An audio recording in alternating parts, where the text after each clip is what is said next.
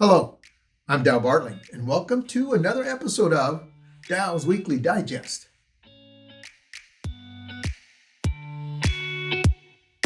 Ever notice as you get a little older, your stuff starts to look at you differently? When I was younger, my stuff was useful. Now, it just seems to be sentimental. I've caught myself thinking lately, maybe I should just give some of it away. It will simplify things, lighten the load. Sounds reasonable. Until you realize some of that stuff, it isn't stuff at all. It's memory. Memory in disguise. I read something this week that kind of stopped me in my tracks. Made me think. Because the older I am, the more that I think. Back in the late 1970s, Cynthia Lennon, that's John Lennon's first wife. After the divorce, she was struggling financially. Bills were piling up. Raising a teenage son had its stress. Life was pressing in. So she made a tough call. She sold a collection of letters, not just ordinary letters. These were letters that John wrote when they were very, very young, broke and in love. They even had little doodles in the margins. They weren't antiques, not investments, memories. Memories sold. Well, the agent went out there and was getting to put it on auction. And then a buyer stepped in. And the buyer paid full price. A few days later, a package arrived for Cynthia. Inside were the very same letters. But they were preserved. They were framed.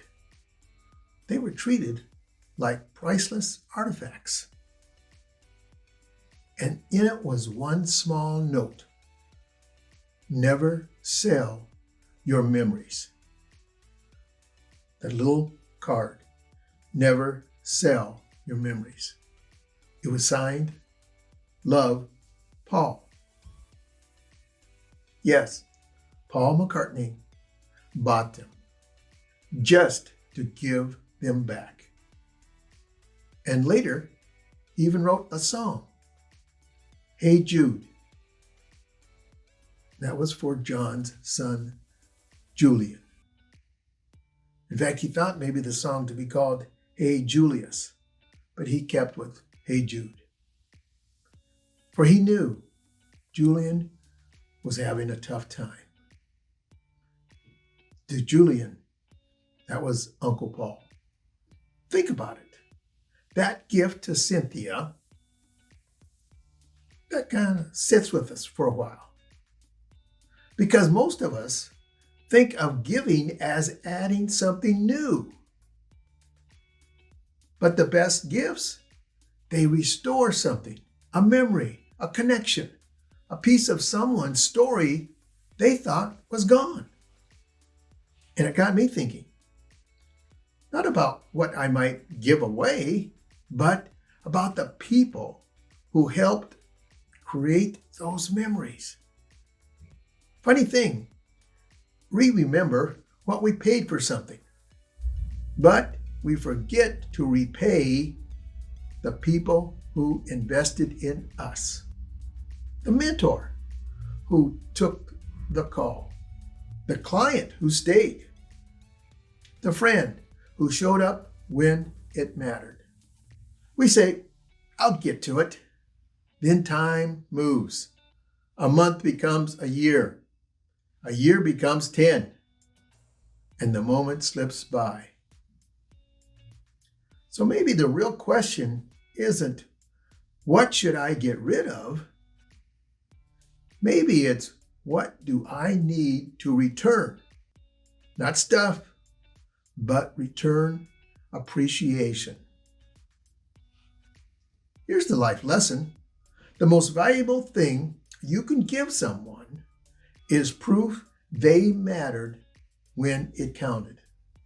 Not a speech, not a grand gesture, something thoughtful, something intentional. Maybe just a few words. I remember. You helped.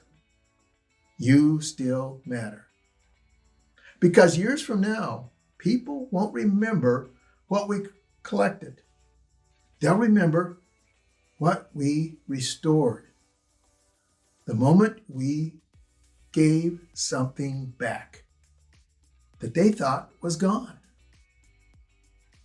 So before you start giving things away, look at your story, not your stuff, and ask, who helped write this story? Then find a way to give a piece of it back. You know, one day, someone will tell a story about you. Make sure it's one worth remembering. And remember this, blessed are they who ease the pain of misfortune, for they shall be called insurance agents. You take care.